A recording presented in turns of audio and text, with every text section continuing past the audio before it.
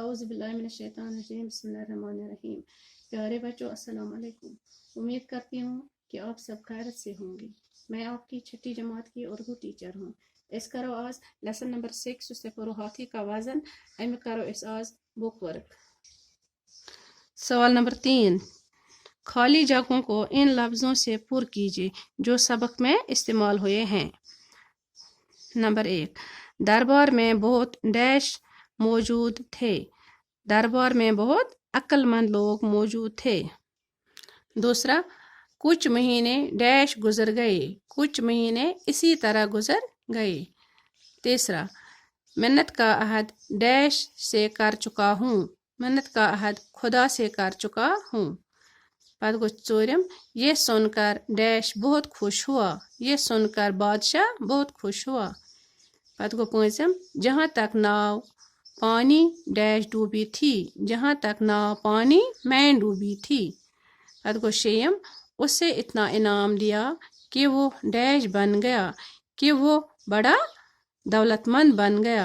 بے پرو، اسے اتنا انعام دیا کہ وہ بڑا دولت مند بن گیا۔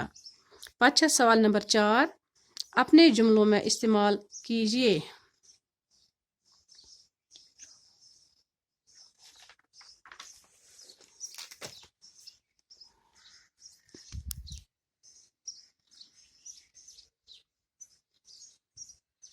ایک پارٹ مالا مال کر دینا، محاورہ آسان استعمال کریں۔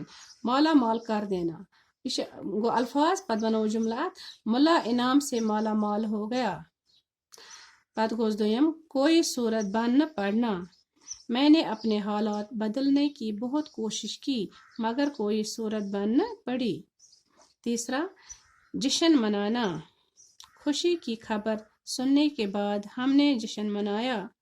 چوتھا، عہد کرنا، میں نے عہد کیا ہے کہ میں کبھی سچائی کا ساتھ نہیں چھوڑوں گا۔ پانچواں، ششپنج میں ہونا، بادشاہ اس ششپنج میں تھا کہ ہاتھی کو کیسے تولا جائے۔ چھٹا، داد دینا، ملا کی عقل کی داد دینی چاہیے۔ گئی سوال نمبر 4 برابر۔ پتہ 39 پیجس پہ بیاکھ کوشچن ونان مندرجہ ذیل مثال کو یاد رکھیے اور ان کا مفہوم دریافت کیجیے۔ یم محاورت یم تہ گۄڈنیُک چھُ اتھ ہاتھی کے دانت کھانے کے اور دکھانے کے اور۔ ات گوس ظاہر میں کچھ باطن میں کچھ۔ دوسرا اس کا ہاتھی کے پاؤں میں سب کا پاؤں۔ اس کا ہے محنت کی کمائی میں سب کا حصہ۔ تیسرا ہے ہاتھی 1000 لٹے پھر بھی 1.25 لاکھ ٹکے کا۔